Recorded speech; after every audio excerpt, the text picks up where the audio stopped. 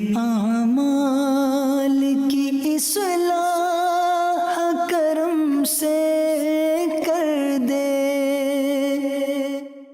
الحمدللہ رب العالمین والصلاة والسلام علی سید المرسلین، اما بعد فاعوذ باللہ من الشیطان الرجیم، بسم اللہ الرحمن الرحیم۔ پڑھیے الصلاة والسلام علیک یا رسول اللہ وعلی آلک واصحابک یا حبیب اللہ۔ الصلاة والسلام علیک یا نبی اللہ وعلی آلک واصحابک یا نور اللہ۔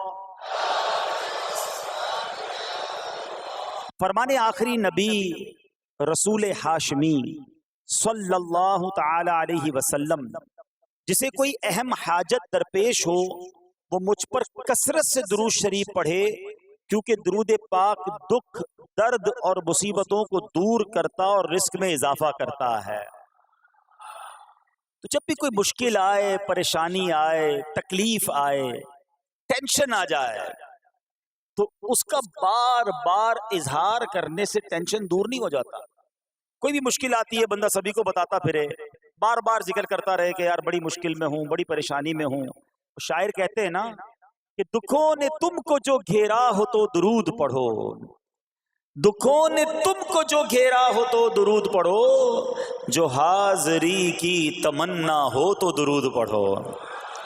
تو جب ٹینشن دور کرنے کا، مشکل دور کرنے کا، پریشانی دور کرنے کا وظیفہ مل گیا ہے، چابی مل گئی ہے، تو پھر فضول باتیں کرنے کی بجائے ہمیں درود پاک کی کثرت کرنی چاہیے۔ صلو علی الحبیب صلی اللہ تعالی علی محمد صلی اللہ علیہ وسلم۔ آج میں آپ کو اللہ کے ایک نبی کا واقعہ سنانا چاہتا ہوں۔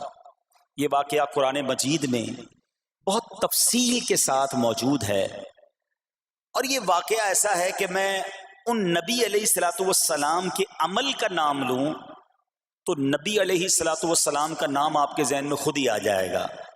یعنی انہوں نے وہ عمل ایسا کیا کہ اب ان کے نام کے ساتھ وہ عمل ایک خاص ٹیگ بن گیا ہے۔ اور اگر میں اب عمل بتاتا ہوں، نام آپ خود بتائیں گے، اور ان کا عمل تھا کہ ان کے اندر کمال صبر تھا۔ اب یہ صبر کرنے والے نبی کون ہیں؟ صبر ایوب علیہ السلام۔ مشہور ہے دنیا میں کہ ایوب علیہ السلام کا جو صبر ہے وہ ضرب المثل بن گیا، وہ ایگزامپل بن گیا۔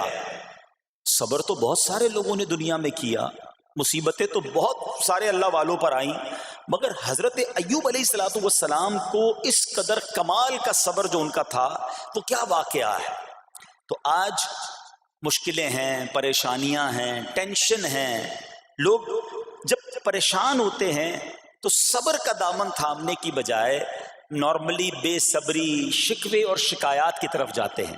تو زندگی میں جب بھی کوئی معاملہ آئے نا، ہمیں اللہ کے کلام کی طرف رجوع کرنا چاہیے، اللہ والوں کی سیرت کی طرف رجوع کرنا چاہیے، اور رب کریم کے جو منتخب ترین بندے ہیں، دنیا کے افضل ترین جو افراد ہیں، وہ انبیاء کرام علیہ الصلوۃ والسلام ہیں۔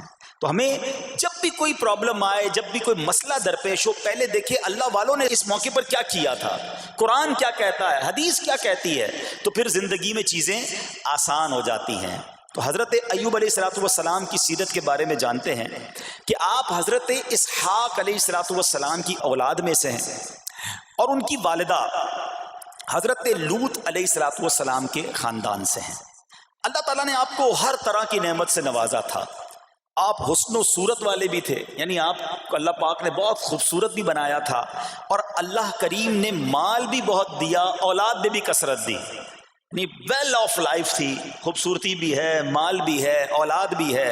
اچھا، پھر ظاہر مال تھا تو گھر بھی تھے، جانور بھی تھے۔ اس زمانے میں جو ویلتھ ہوتی تھی، جو پیسہ ہوتا تھا، وہ جانوروں کی صورت میں ہوتا تھا۔ آج کل لوگ گاڑیاں رکھتے ہیں، سونا زیورات رکھتے ہیں، اس زمانے میں جانور ہوتے تھے۔ بلکہ اب بھی اگر پاکستان کے بھی آپ انٹیریئر کے ایریا میں چلے جائیں، گاؤں گوٹھ میں جائیں، تو لوگ اپنا مال و دولت سے جانور ہی خرید رہے ہوتے ہیں۔ ان کے نزدیک یہی ان کا جو ہے وہ جو بھی ان کا کاروبار ہوتا ہے اور مال ہوتا ہے۔ اب آپ پر امتحان آیا، آزمائش آئی. اور وہ آزمائش کیسے آئی کہ پہلے آپ کا مکان گرا اور خاندان کے جتنے افراد تھے اور آپ کے بیٹے تھے، جتنے بھی آپ کے بیٹے تھے نا، وہ سب اس مکان کے تلے دب کر انتقال کر گئے. اللہ اکبر. آپ کو آ کر خبر دی جاتی گئی کہ حضور آپ کا مکان گر گیا ہے، آپ کے بچے دب گئے اور دب کر ان کا انتقال ہو گیا ہے. آپ فرماتے تھے میرا کیا ہے، جس کا تھا اس نے لے لیا. جب تک اس نے مجھے دے رکھا تھا وہ میرے پاس تھا، جب اس نے چاہا اس نے واپس لے لیا. اسی نے دیا تھا نا. تھوڑی دیر بعد خبر آئی کہ آپ کے جتنے جانور تھے، ہزارہا اونٹ تھے، بکریاں تھی، ریوڑ کے ریوڑ تھے، سارے جانور جو ہیں وہ مر گئے. کسی نے آ کر کہا کہ اب آپ کی جتنی دولت تھی، جتنے جانور تھے وہ بھی مر گئے. سبحان اللہ. آپ اللہ کا شکر بجا لاتے، کہتے یا اللہ جو رب کا تھا اس نے واپس لے لیا، اسی کا تھا، جتنی دیر چاہا میرے پاس رہا، واپس لے لیا اس نے. میں اپنے رب کی رضا پر راضی، میں اس امتحان پر راضی ہوں. اللہ اکبر. اب کیا ہوا کہ آپ کی تمام کھیتیاں اور جو باغات تھے، بہت بڑی زمینیں تھیں، بڑے بڑے کھیت تھے، وہ بھی سارے کے سارے برباد ہو گئے. کسی نے آ کر بتایا کہ حضور اب تو کھیت بھی گئے، اب باغات بھی گئے. آپ نے فرمایا کہ جس کا تھا اس نے لے لیا، میں اس کی رضا پر راضی ہوں. جب تک میرے پاس تھا وہ میرے پاس تھا، اب رب نے واپس لینا چاہا تو اس نے لے لیا. اب he was empty handed، یعنی اب کچھ بھی نہیں تھا، نہ بچے ہیں، نہ مال ہے، نہ جانور ہے، نہ مکان ہے. مگر حضرت ایوب علیہ السلام کی زبان پر پھر بھی شکر ہے، اب بھی شکر ہے، شکوہ نہیں ہے کہ اللہ میں تیری رضا پر راضی ہوں. لیکن ابھی امتحان ختم نہ ہوا تھا.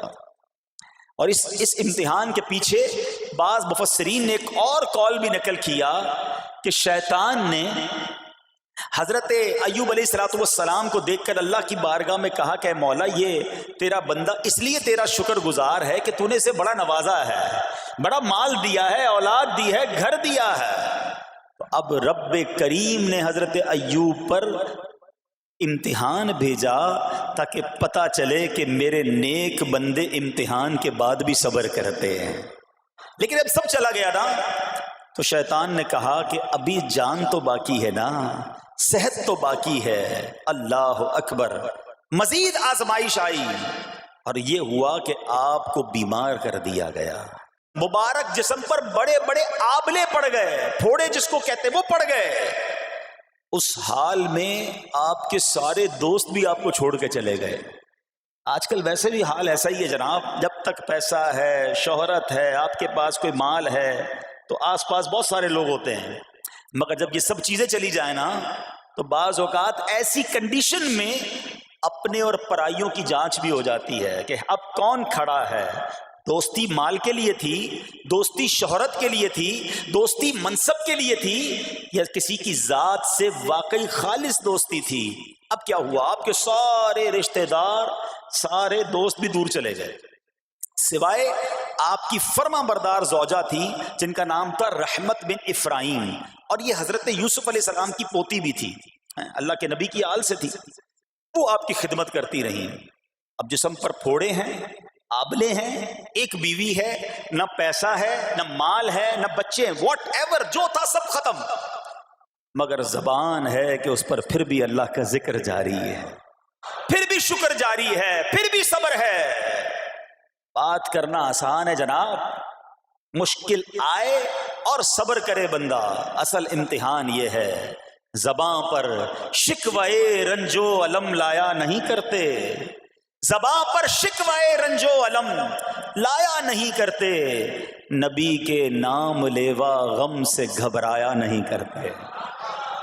ہم میں سے کسی پر ایسی آزمائش نہیں آئی نا، چھوٹی موٹی آزمائشیں تو آتی رہیں گی. ایک بات یاد رکھنا، یہ زندگی کی جو گاڑی ہے نا، یہ مسائل کے پہیوں پر ہی چلتی ہے.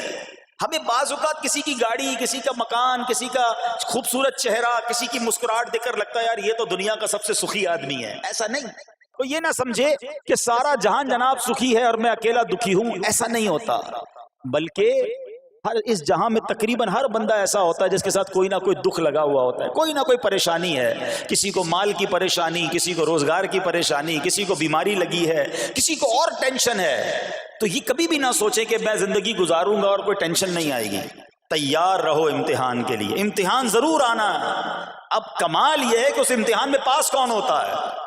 حضرت ابراہیم پر امتحان آیا، زبان پر صبر ہے، شکر ہے، شکوہ نہیں ہے. اب کیا ہوا کہ آپ کا سال ہاں سال تک یہ محال رہا. یہ 2-4 مہینے کا پرابلم نہیں تھا، کئی سال تک آپ بیمار رہے.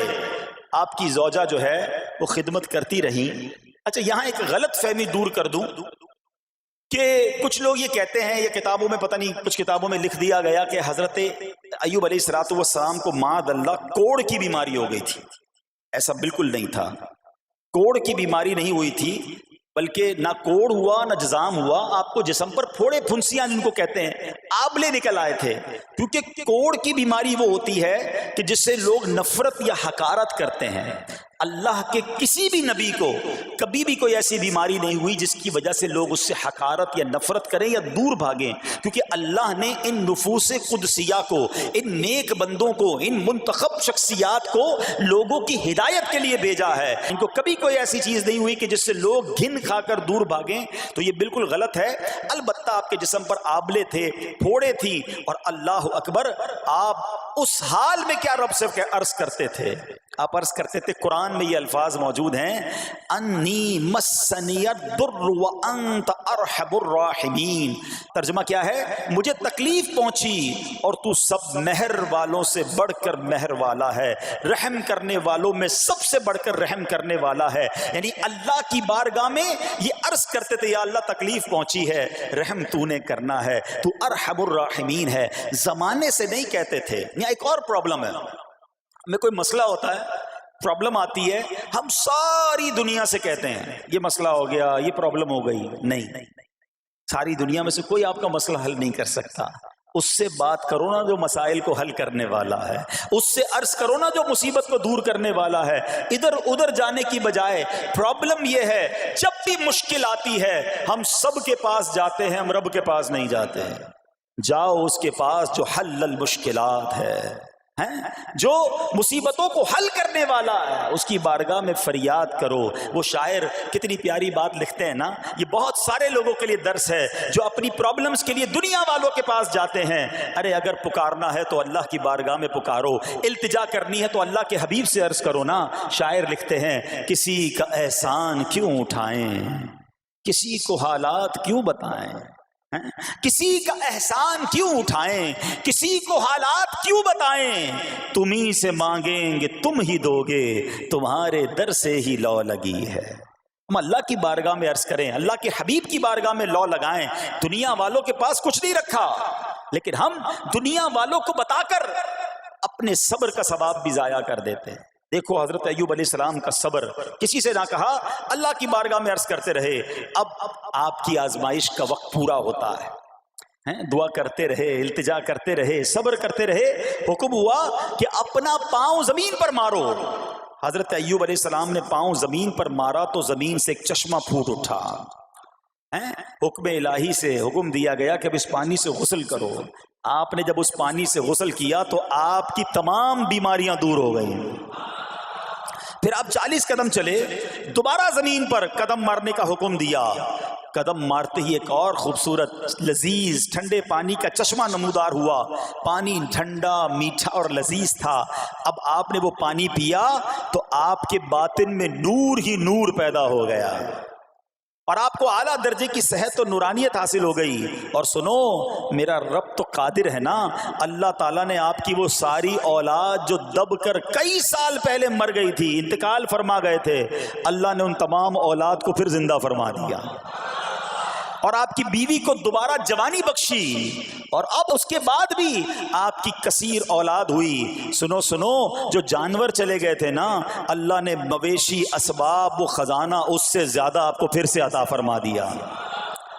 صبر کیا تھا نا. ان اللہ مع الصابرین. اچھا یاد سب کو ہے یہ آیت, بچپن سے یاد ہے, اللہ صابروں کے ساتھ ہے, صبر کرنے والوں کے ساتھ ہے, مگر صبر کرنا نہیں ہے. امتحان آنا ہے تو صبر کرنا نہیں ہے, آیت سب کو پتا ہے. اچھا جس کے ساتھ پرابلم ہو جائے نا اس کو بھی بندہ درس دینے جا رہا ہوتا ہے, بھائی صبر کرنا, اللہ آپ کو صبر دے, لیکن جب اس پر امتحان آتا تو یہ صبر کرتا نہیں ہے. دوسروں کو درس دے رہا تھا, آج تیری باری آئی ہے نا, تو صبر کا دامن نہ چھوڑیں. میں آپ کو ایک بات سوال پوچھنا چاہتا ہوں. آج کل ہم بڑے لوگوں سے تعلقات کیوں بنانے کی کوشش کرتے ہیں؟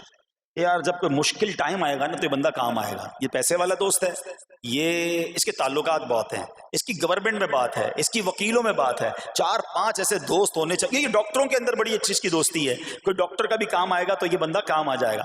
ہم دنیا والوں سے تعلقات اس لیے بناتے ہیں تاکہ یار مصیبت آئے تو یہ بندہ کام آئے, اور نارملی اکثر ایسا ہوتا ہے کہ جس سے امید رکھی ہوتی ہے مصیبت کے وقت غائب ہو جاتا ہے. لیکن رب خود قرآن میں فرما رہا ہے ان اللہ مع الصابرین, صبر کر لو اللہ کی رحمت تمہارے ساتھ ہو جائے گی.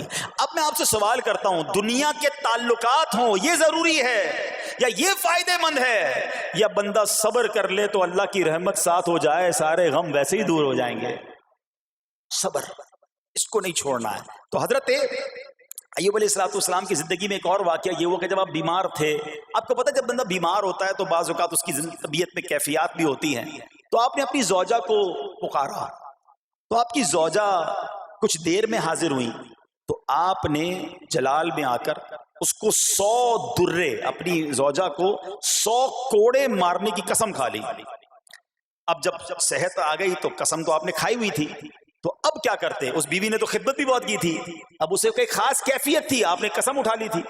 سبحان اللہ, ایوب علیہ السلام کو اللہ کریم نے قرآن میں کیا حکم دیا کہ اے ایوب آپ ایک یعنی 100 جس کو کہتے ہیں تنکے 100 تنکوں والی جھاڑو لیں اور اس جھاڑو کو ایک مرتبہ اپنی بیوی کو مار دیجئے تو آپ کی قسم جو ہے وہ پوری ہو جائے گی, یعنی قسم کا کفارہ نہیں دینا ہوگا. اللہ اکبر. اللہ نے اس نبی علیہ السلام کی فرما بردار بیوی کی جو سزا تھی یا جو معاملہ تھا اس کو کتنا آسان فرما دیا. تو رب کریم نے قرآن مجید فرقان حمید میں اس کو کس طرح بیان فرمایا, وَخُذْ بِيَدِكَ ضِغْثًا فَاضْرِب بِهِ وَلَا تَحْنَثْ, فرمایا کہ اپنے ہاتھ میں ایک جھاڑو لے کر اسے مار دے اور قسم نہ توڑ. اِنَّا وَجَدْنَاهُ صَابِرًا, فرمایا ہم نے اسے صابر پایا. نعم العبد, کیا اچھا بندہ. اِنَّهُ اواب, بے شک وہ بہت رجوع لانے والا ہے. ارے آج دنیا کسی کو کہے یہ صبر والا ہے, حضرت ایوب کی شان دیکھو کہ رب فرما رہا ہے قرآن میں اِنَّا وَجَدْنَاهُ صَابِرًا, اور ہم نے ایوب کو صبر کرنے والا پایا, صابر پایا. اللہ حضرت ایوب کے صبر کے صدقے ہمیں بھی صابرین میں شامل فرما لے. اللہ اکبر, سبحان اللہ. اور رب کریم نے جو اواب فرمایا, علماء کہتے ہیں کہ یہ اواب کے لاجواب خطاب کو جو آپ کے سر مبارک پر ایک تاج کی طرح رکھ دیا گیا, کیونکہ اواب کے معنی کیا ہے؟ انہو اواب, بے شک وہ بہت رجوع لانے والا ہے. اللہ اکبر. صبر کیا تو رب نے کیسے کیسے القاب جو ہیں وہ قرآن میں عطا فرمائے. یہاں ایک اور بات بھی سیکھنے والی ہے کہ حضرت ایوب علیہ السلام کے صبر کا کمال یہ ہے کہ قرآن میں ذکر آ گیا, آپ صبح قیامت تک حافظ تلاوت کریں گے, تراویح میں قرآن پڑھا جائے گا, جب بھی قرآن کی تلاوت دنیا کے کونے کونے میں کی جائے گی, قیامت تک حضرت ایوب کے صبر کا ذکر ہوتا رہے گا. جب آپ صبر کرتے ہیں اللہ رسول کو راضی کر لیتے ہیں, اللہ ان ناموں کو بلند فرما دیتا ہے. بہرحال میرے پیارے اسلامی بھائیوں, اب یہاں تھوڑا سا ایک شرعی مسئلہ بھی سمجھ لیں. بعض اوقات ہے کہ آپ لفظ سنتے ہیلا, اچھا کچھ لوگ جب یہ لفظ ہیلا سنتے ہیں تو کنفیوز ہو جاتے ہیں, یار یہ کیا, ایک کام کرنا تھا اس کو ایک اور طریقے سے کر دیا, ہمیں سمجھ نہیں آ رہا. عجیب عجیب سی لوگ باتیں کرتے ہیں. سبحان اللہ. علماء فرماتے ہیں پہلے ہیلے کا مسئلہ سمجھ لیں. فتاوی عالمگیری میں ہے جو ہیلا کسی کا حق مارنے یا اس میں شبہ پیدا کرنے یا باطل ذریعے سے فریب دینے کے لیے کیا جائے وہ مکروہ ہے, اور جو ہیلا اس لیے کیا جائے کہ آدمی حرام سے بچ جائے یا حلال کو حاصل کر لے وہ اچھا ہے. انما الاعمال بالنیات, غلط نیت سے ہیلا کہ کسی کا حق دبا لو یا معاذ اللہ زکوٰۃ ادائی نہ کرنی پڑے, اللہ کو کوئی دھوکہ نہیں دے سکتا, اللہ دیکھ رہا ہے کہ اس کی نیت کیا ہے. لیکن ہیلا اس لیے ہے کہ حرام سے بچ جائے، حلال حاصل کر لیا جائے، تو اس کی جو جواز کی صورتیں ہیں علماء نے فرمایا یہ آیت اس میں دلیل ہے. اور آیت کیا تھی؟ وَخُذْ بِيَدِكَ ضِغْثًا فَاضْرِبْ بِهِ وَلَا تَحْنَثْ، اور فرمایا اپنے ہاتھ سے ایک جھاڑو لے کر اسے مار دو اور قسم نہ توڑو. قسم تو 100 کوڑے مارنے کی تھی، اللہ کریم نے آسانی کا راستہ بتایا. ہاں ایک بات یاد رہے، یہ بڑی امپورٹنٹ بات کرنے جا رہا ہوں کہ مفتیان کرام، قابل اعتماد مفتیان کرام سے رہنمائی لے کر ہم جیسے لوگوں کو، عوام الناس کو کوئی ہیلا اپنے طور پہ نہیں کر لینا چاہیے. ہاں کیونکہ بعض ہیلوں کی شرعی طور پر اجازت نہیں ہوتی، اور بعض اوقات ہیلا کرنے میں ایسی غلطی لوگ کر جاتے ہیں جن کی وجہ سے ہیلا ہوتا ہی نہیں ہے. تو یہاں صرف آپ کو دلیل بتانا تھا، باقی اگر کسی قسم کا کوئی شرعی ہیلا کرنا ہے تو قابل اعتماد مفتیان کرام سے رجوع کیا جائے. سبحان اللہ. اب حضرت ایوب علیہ السلام کے صبر کی بات ہوئی ہے نا، اللہ نے پتہ ہے آپ کو کتنا مقام عطا فرمایا کہ نبی کریم صلی اللہ تعالی علیہ وآلہ وسلم نے ارشاد فرمایا حضرت ایوب لوگوں میں سب سے بڑھ کر عالم، صابر اور غصہ پینے والے تھے. حضرت ابن مسعود رضی اللہ تعالیٰ عنہ سے مروی ہے کہ حضرت ایوب علیہ السلام قیامت کے دن صبر کرنے والوں کے سردار ہوں گے. ہاں صبر کرنے والوں کے بھی سردار ہوں گے. اچھا بعض اوقات ہوتا کیا ہے، اچانک کوئی پرابلم آ گئی، کہیں آگ لگ گئی، گاڑی میں نقصان ہو گیا، پیسے چوری ہو گئے، موبائل چوری ہو گیا، کوئی چیز میں نقصان ہو گیا، کاروبار میں نقصان ہو گیا، صحت خراب ہوئی. بندہ کہتا ہے یار یہ میرے ساتھ کیوں ہوا ہے، میں نے ایسا کیا کیا ہے. بعض اوقات زبان سے شکوے، شکایت، حالانکہ قرآن مجید فرقان حمید نے تو پہلے ہی ہمیں بتا دیا ہے.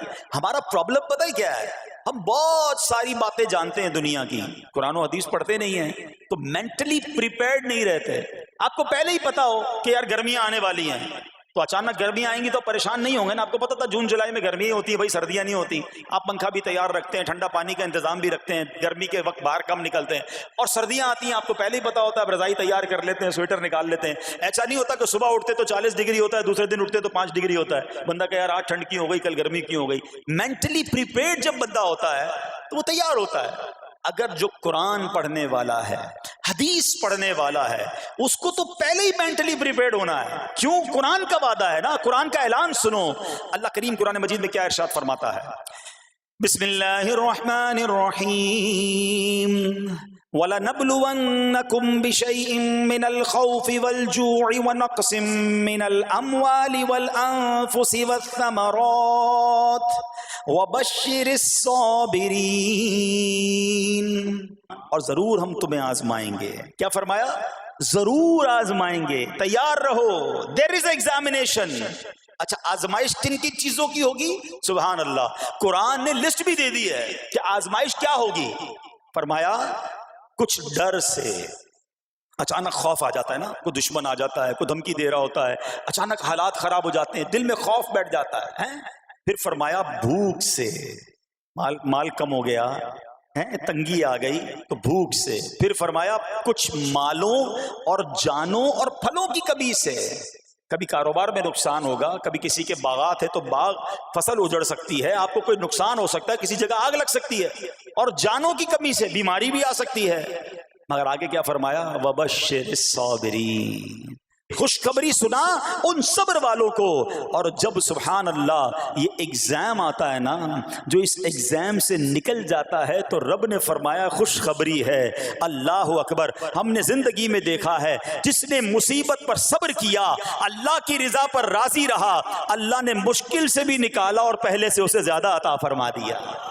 ہمارا پرابلم ہی ہم ٹیسٹ میں فیل ہو جاتے ہیں. جیسے ہی امتحان شروع ہوا، واویلا شروع، شور شروع، شکوے شروع. سب کو بتانا، حالانکہ کر کوئی نہیں سکتا لیکن سب کو بتائیں گے. نہ کرو ایسا. میں جانوں میرا رب جانے، مجھے کیوں کسی کو بتانا. ہاں وہ کریم ہے، وہ دیکھ رہا ہے کہ میرا بندہ صبر کر رہا ہے. سبحان اللہ. حضرت سیدنا امام ابو جعفر محمد بن جریر طبری تفسیر طبری میں اس آیت مبارک کے تحت فرماتے ہیں یعنی ہم تمہیں دشمن کے خوف، قحط سالی، شدید بھوک و فقر و فاقہ، فصلوں کی کمی، مقاصد کے حصول میں مشکلات، کفار سے جنگ کے دوران افرادی قوت میں کمی اور اہل و عیال کی موت وغیرہ کے ذریعے آزمائیں گے. اور یہ سب چیزیں بطور امتحان ہوں گی تاکہ تمہارے سچے جھوٹوں سے اور اہل بصیرت منافقوں سے جدا ہو جائیں. یعنی اس ٹیسٹ میں پتہ چل جائے گا کون اللہ والا ہے, کون صبر والا ہے, کون اللہ کی رضا پر راضی رہنے والا ہے. سنو سنو, جب یہ تکلیف آتی ہے نا تو اس کا پھر اجر کتنا ملتا ہے. شہنشاہ نبوت مخزن جود و سخاوت صلی اللہ تعالی علیہ وسلم نے ارشاد فرمایا, جو دنیا میں ہی اپنی ہر خواہش کی تکمیل کر لے تو یہ چیز آخرت میں اس کے اور اس کی خواہش کے درمیان آڑ اور پردہ بن جائے گی. اور جو مالداروں کی زینت کی طرف اپنی نگاہیں دراز کرے تو وہ آسمان والوں کے سامنے بے عزت ہو جاتا ہے. اور جو شدید بھوک پر صبر کرے اللہ عز و جل اس کو جنت الفردوس میں جہاں چاہے گا ٹھکانہ عطا فرمائے گا. ہاں, ہر چیز پوری ہو جائے, جو چاہیے وہ مل جائے, یہ نہیں ہونا چاہیے. کچھ نہ کچھ آزمائشیں آئیں گی, اور اگر سب ادھر مل گیا تو ادھر پھر کیا ملے گا. ہم اللہ سے یہ دعا کرتے ہیں کہ ادھر بھی عطا فرمائے, ادھر بھی محروم نہ کرے. ہاں, ہمیں ڈرتے بھی رہنا چاہیے کہ یار میں جو مانگتا ہوں ادھر مل جاتا ہے, کہیں وہاں محروم نہ رہ جاؤں. تو آزمائش آئے تو صبر کرنا چاہیے, اللہ کی رضا کے طور پہ زندگی گزارنی چاہیے. ایک بار نبی پاک علیہ الصلوۃ والسلام انصار کے پاس تشریف لے گئے تو فرمایا کیا تم مومن ہو؟ بڑا کمال کا سوال جواب ہے, ذرا غور کیجئے گا. ہمارے پاس بھی کوئی آ کر کہے کہ کیا تم مومن ہو تو ہم کیا جواب دیں گے؟ صحابہ خاموش رہے. سیدنا فاروق اعظم نے کہا حضور ہاں ہم مومن ہیں.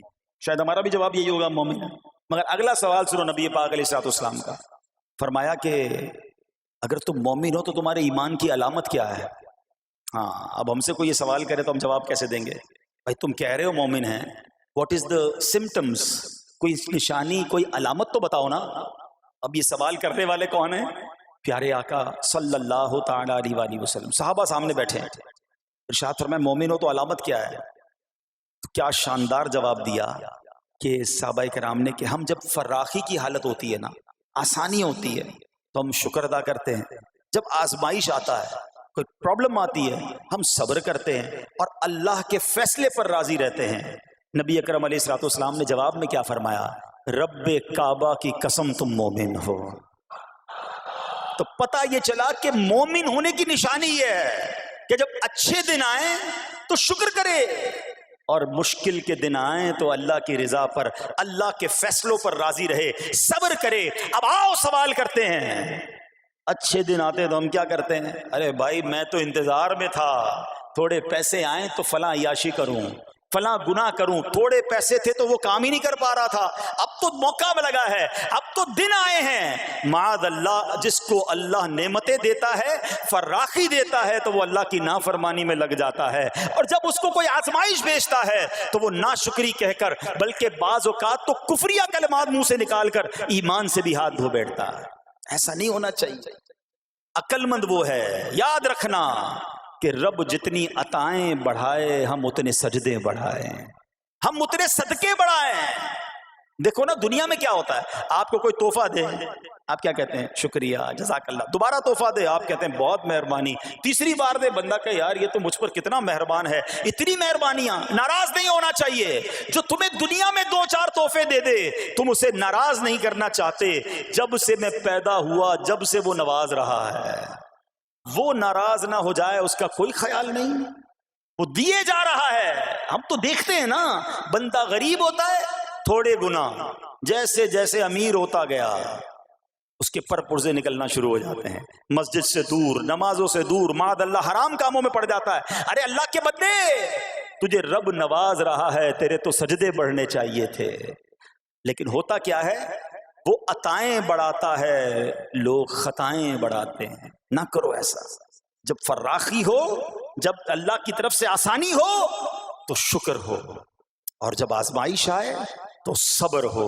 یہی مومن کی نشانی ہے. اور اللہ سے دعا کرتے ہیں کہ اللہ کریم ہمیں اپنے شکر گزار اور صبر کرنے والے بندوں میں شامل فرما لے. اور یقین کریں صبر کا جو پھل ہے نا, وہ کہتے ہیں نا صبر کا پھل میٹھا. او ہو, بالکل ٹھیک کہا, بلکہ بہت میٹھا ہے. سنو, اللہ عز و جل فرماتا ہے کہ جب میں کسی بندے کو بیماری میں مبتلا کروں, ہو سکتا ہے یہاں بھی میرا کوئی بھائی بیمار بیٹھا ہو, مدنی چینل کے ناظرین میں سے کوئی بیمار بیٹھا ہو. دیکھو بیماری آئے نا, شکوہ مت کرنا, صبر کرنا. فضیلت سنو, حدیث قدسی ہے, اللہ فرماتا ہے جب میں اپنے کسی بندے کو بیماری میں مبتلا کروں اور وہ اس پر صبر کرے, کسی سے شکایت نہ کرے, تو میں اس کے گوشت کو اچھے گوشت سے اور اس کے خون کو اچھے خون سے بدل دیتا ہوں. پھر اگر اسے شفا دیتا ہوں تو ایسی شفا دیتا ہوں کہ اس کے نامہ اعمال میں کوئی گناہ نہیں رہتا. اور اگر میں اسے دنیا سے اٹھا لوں تو اسے اپنی رحمت کاملہ کے سائے میں لے جاتا ہوں. ارے کمال ہو گیا. بیماری آئی, بیماری جب جاتی ہے تو گناہوں سے بھی پاک کر کے جاتی ہے.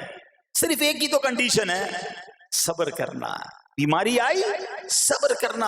ہاں, کسی سے بات نہ کریں, شکوہ نہ کریں, اللہ کی بارگاہ میں عرض کریں مولا تیری مہربانی, ہاتھ میں درد ہے باقی جسم تو سلامت ہے, اے اللہ آنکھ میں درد ہے باقی جسم تو سلامت ہے, اے اللہ گردوں میں پرابلم ہے میرا باقی جسم تو سلامت ہے, یہ بھی تیری مہربانی ہے. اللہ کرے کہ ہم شکر گزار بندے بن جائیں, کیونکہ یہ بیماری تو ہمارے گناہ معاف کروانے آئی تھی, مگر افسوس یہ ہے کہ جو گناہ معاف کروانے والا کام ہمارے ساتھ ہوا اس میں بھی ہم نے اللہ کو ناراض کر دیا اور شکوے شکایات کی. سنو سنو, اس نے اخلاق کے پیکر نبیوں کے تاجور صلی اللہ تعالی علیہ وسلم نے ارشاد فرمایا, ابھی تو صرف بیماری کی بات ہوئی نا, اب آؤ اگر کسی کو کاروبار میں نقصان ہو گیا, کسی کے پیسے کم ہو گئے, کسی کی جان و مال کا کوئی نقصان ہوا, کوئی آگ وغیرہ لگ گئی. سنو, اللہ کے حبیب علیہ الصلوۃ والسلام فرماتے ہیں کہ اللہ ارشاد فرماتا ہے, پھر حدیث قدسی ہے کہ جب میں اپنے کسی بندے کے بدن یا اس کے مال یا اس کی اولاد کی طرف کوئی سختی بھیجوں, پھر وہ صبر جمیل کے ساتھ اس کا استقبال کرے,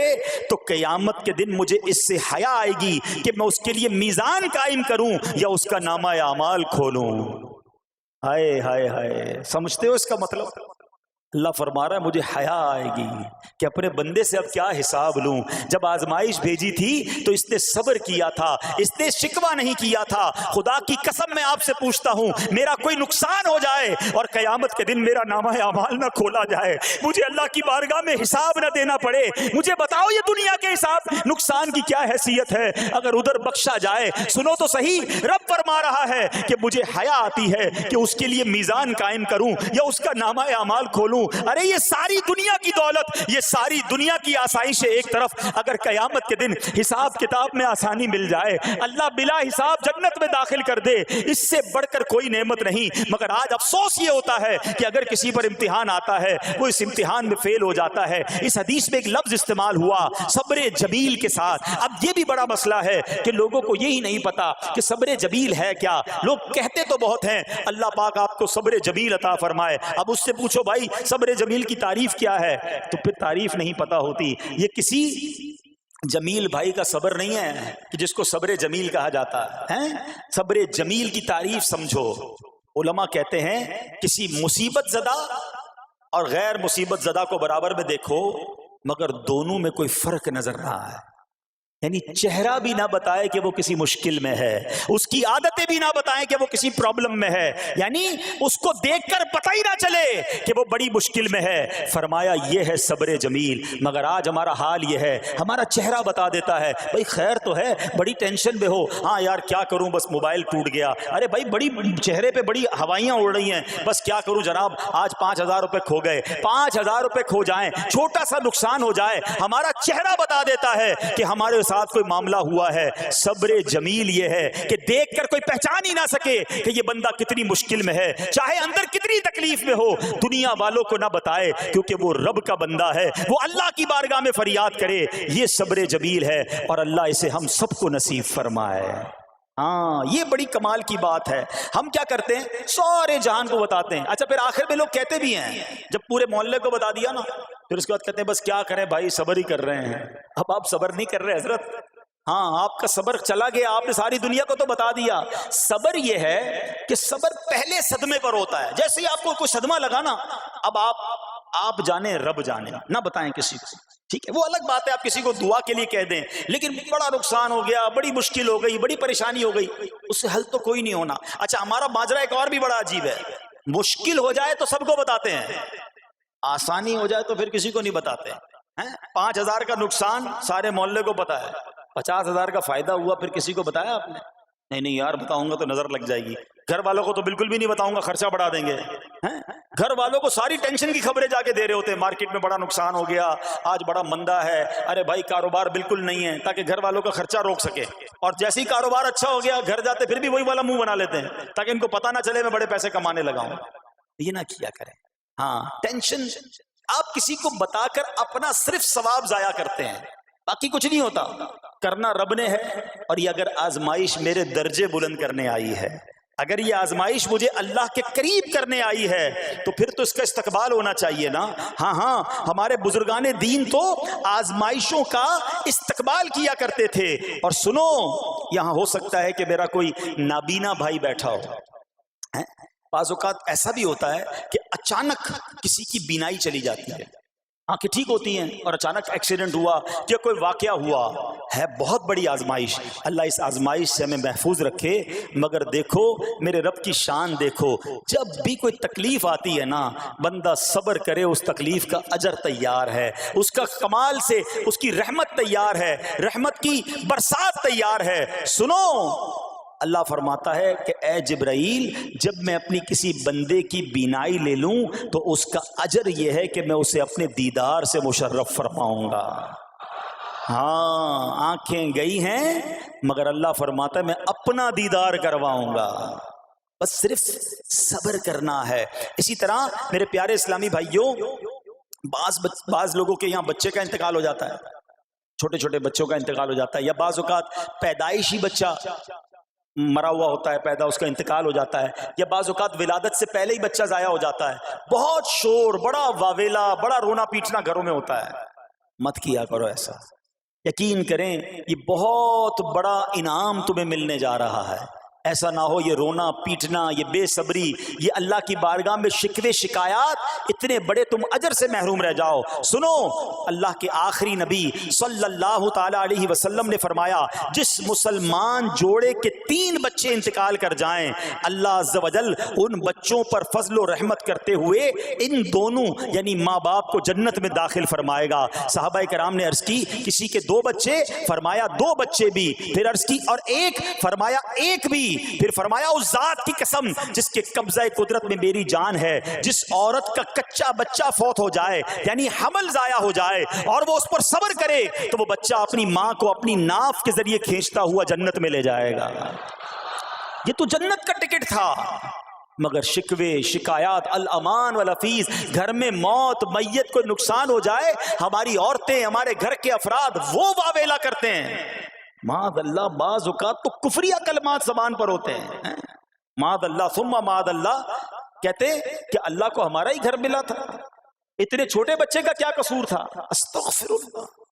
یہ تمہارے جملے، ایک تو گھر میں مصیبت پہلے ہی آئی ہوئی ہے اور تم اللہ پر اعتراض کر کے معاذ اللہ اللہ کو ظالم کہہ کے اپنا ایمان بھی ضائع کر بیٹھے، یہ تو اس سے بڑی مصیبت ہو گئی نا. تو نہ کریں ایسا. سیکھو. آج میں نے آپ کے سامنے حضرت ایوب علیہ السلام کی سیرت اور قرآنی واقعہ بیان کیا کہ سب کچھ چلا گیا مگر وہ اللہ کی رضا پر راضی تھے. رب نے انہیں صبر کرنے والا بندہ بھی فرمایا اور ساری نعمتیں پہلے سے زیادہ عطا فرما دی. ہاں بالکل نوازا جائے گا. صبر کا دامن اگر نہ چھوڑیں. سنو ہمارے اسلاف کیسے صبر کرتے تھے. حضرت سیدنا فتح موصلی رحمت اللہ تعالی علیہ کی زوجہ محترمہ رضی اللہ تعالی عنہا کا پاؤں پھسل گیا اور ان کا ناخن ٹوٹ گیا. وہ مسکرانے لگی. اللہ اکبر. کبھی کبھی ہمارا بھی ناخن ٹوٹا ہوگا، بہت تکلیف ہوتی ہے. ناخن ٹوٹے تو جان نکل جاتی ہے مگر آپ مسکرانے لگی. کسی نے پوچھا کہ آپ کو ناخن ٹوٹنے کا درد نہیں ہوا، آپ مسکرا رہی ہیں؟ تو فرماتی ہیں کہ اس درد پر جو ثواب ملے گا نا، مجھے درد پر صبر کروں گی اور جو مجھے اس پر ثواب ملے گا تو اس ثواب کے تصور نے میرے درد کی تلخی کو دور کر دیا. ہائے ہائے ہائے، یہ ہے اللہ والے. ہاں صبر کرنا کوئی ان سے سیکھے. میرے پیارے اسلامی بھائیوں، احادیث میں، روایتوں میں یہ مضمون ملتا ہے کہ اللہ کریم کی بارگاہ میں بندے کا کوئی درجہ رکھا ہوتا ہے. یعنی اللہ کی رضا یہ کہ بندہ اس سٹیج تک پہنچ جائے، اس درجے تک پہنچے، مگر وہ نماز کے ذریعے، روزوں کے ذریعے، عبادتوں کے ذریعے اس درجے تک نہیں پہنچتا.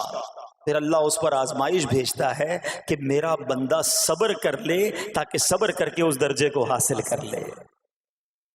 ہائے ہائے، یعنی مجھ پر کوئی آزمائش آئی تھی میرے درجے بڑھانے، مگر ہائے میری بے صبری کہ میں نے وہ درجہ پانے کا موقع ضائع کر دیا، میں نے وہ ثواب پانے کا موقع ضائع کر دیا۔ خدا را یاد رکھنا، اگر کسی آزمائش سے گزر رہے ہو تب بھی، اور اگر آئندہ کوئی آزمائش آئے، صبر کا دامن نہ چھوڑنا، یہ تصور کر لینا کہ یہ میرے گناہ معاف کرنے کا ذریعہ بن رہا ہے، یہ میرے درجے بڑھانے کا ذریعہ بن رہا ہے۔ اور سنو، جب مصیبت آئے تو پڑھنا کیا ہے؟ رسول اللہ صلی اللہ تعالی علیہ وآلہ وسلم نے فرمایا، جو مصیبت کے وقت انا للہ و انا الیہ راجعون کہتا ہے تو اللہ عز و جل اس کی پریشانی دور فرما دیتا ہے اور اس کے کام کا انجام اچھا فرماتا ہے، اور اسے ایسا بدل عطا فرماتا ہے جس پر وہ راضی ہو جاتا ہے۔ تو یہ پڑھ لیں، لیکن شکوہ نہ کریں، دنیا والوں کو بتانے کی حاجت نہیں۔ اچھا، وہ جو میں بات کر رہا تھا کہ تکلیف سب کو بتانی ہے اور راحت کے بارے میں کسی کو کوئی شکر کرتا ہوا نظر نہیں آتا۔ ایک بار ایک شخص کے سر پر جو ہے نا وہ تکلیف ہوئی نا، سر میں درد ہو گیا، اس نے پٹی باندھی اور گھومنے لگا۔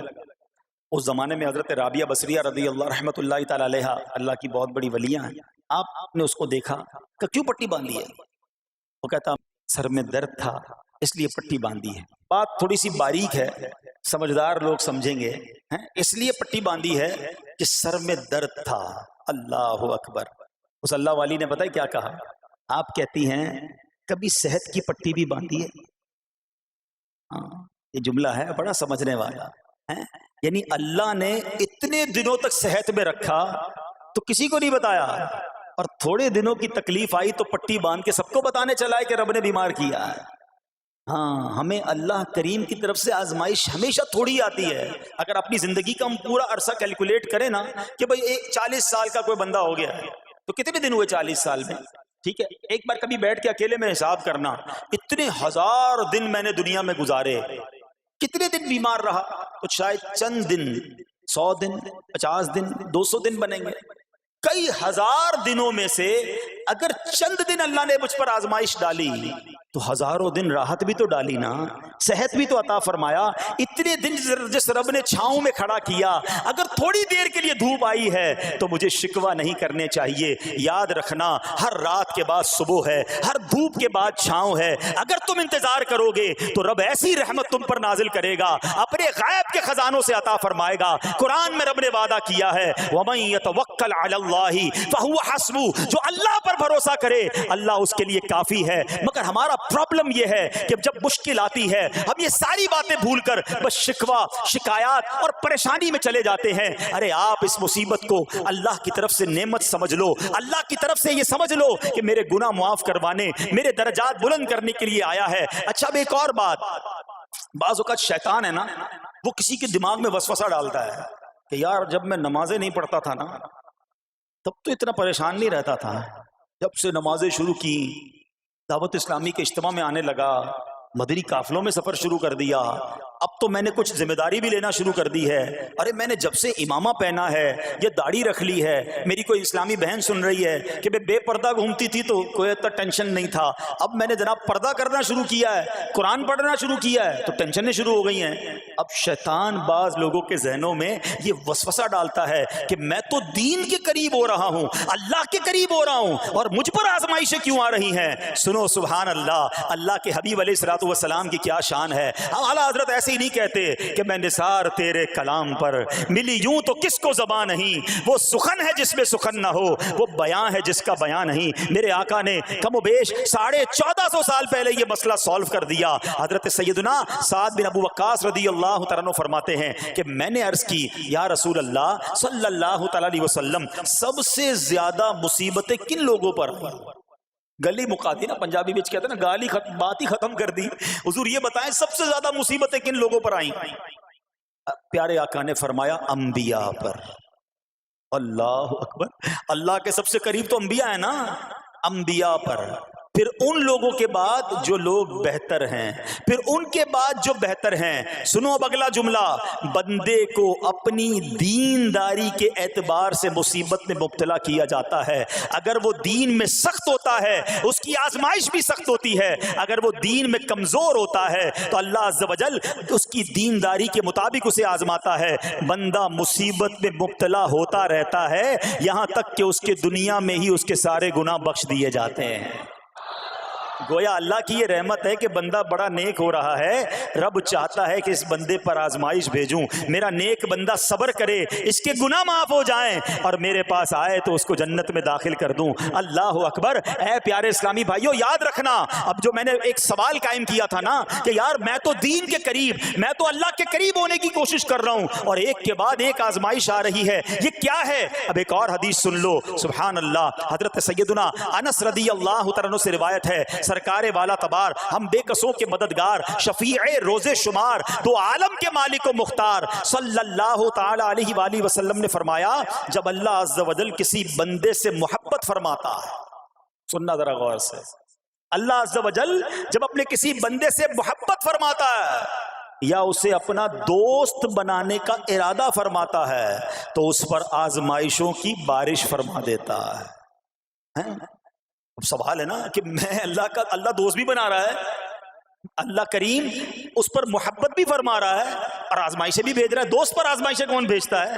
دوست کو تو راحتیں ڈالی جاتی ہیں۔ ہائے ہائے، اب یہی تو امتحان ہے، یہی تو چیک ہے۔ سنو، نبی پاک فرماتے ہیں جب اللہ اس پر آزمائش بھیجتا ہے نا، وہ بندہ اپنے رب کو پکارتا ہے، اے میرے رب عز و جل، تو اللہ فرماتا ہے میرے بندے تو جو کچھ مجھ سے مانگے گا میں تجھے عطا فرماؤں گا، تو جلد ہی تجھے دے دوں گا اور اسے تیری آخرت کے لیے ذخیرہ کر دوں گا۔ سبحان اللہ۔ یعنی اللہ والوں کو آزمایا جاتا ہے، ان کے درجات بلند کیے جاتے ہیں، ان کے گناہ معاف کیے جاتے ہیں۔ تو اے میرے پیارے اسلامی بھائیوں، کبھی بھی یہ ذہن میں خیال مت لانا کہ یار میں دین میں قریب آ رہا ہوں، میری آزمائشیں بڑھ رہی ہیں، سمجھ لو امتحان شروع ہو گیا ہے، ٹیسٹ شروع ہو گیا ہے، اب اس ٹیسٹ میں مجھے کامیاب ہونا ہے اور اللہ کے مزید قریب جانا ہے۔ زندگی میں جو گناہ ہو گئے ہیں یہ میرے گناہوں کا انشاءاللہ کفارہ بن جائے گا، میرے درجات کی بلندی کا سبب بن جائے گا۔ اللہ سے عرض کرنا، اے مولا میں تیری رضا پر راضی، میں تیرے فیصلوں پر راضی، اب تک جو دیا تھا تو نے دیا تھا،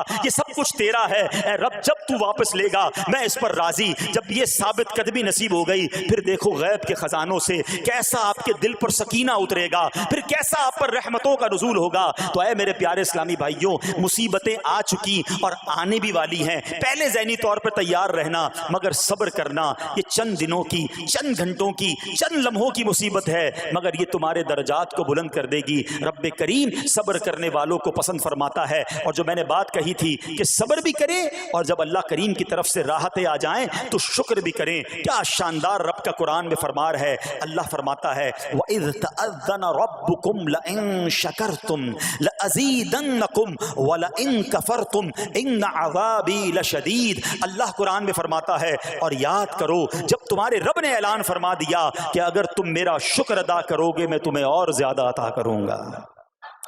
ہاں شکر کرو رب اور دے گا، مگر اگلا حصہ سمجھنے والا ہے، اور اگر تم ناشکری کرو گے تو میرا عذاب سخت ہے۔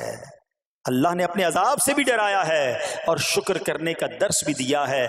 تو بہرحال میرے پیارے اسلامی بھائیوں، اللہ کریم سے میں دعا کرتا ہوں کہ اپنے نیک بندوں کے صدقے، کربلا والوں کے صبر کے صدقے، نبی پاک علیہ الصلوۃ والسلام کے طائف کے میدان میں پتھر کھا کر دعا دینے والے صبر کے صدقے، رب کریم ہمیں بھی صبر کی نعمت نصیب فرمائے، صرف زبانی نہیں قلبی طور پر ہمیں صبر کرنے والوں میں شامل فرما لے۔ اگر ہم پر کوئی آزمائش ہے تو رب کریم یہ آزمائش ہمارے گناہوں کا کفارہ بنا دے، ہمارے درجات کی بلندی کا سبب بنا دے۔ دعوت اسلامی کے مدنی ماحول سے اگر ہم وابستہ رہیں گے نا تو ہمیں انشاءاللہ صبر کرنے کا پریکٹیکل جو ہے وہ موقع بھی ملتا رہے گا، کیونکہ صبر کیسے کرنا ہے اس کی کوئی پریکٹس بھی تو ہونی چاہیے نا۔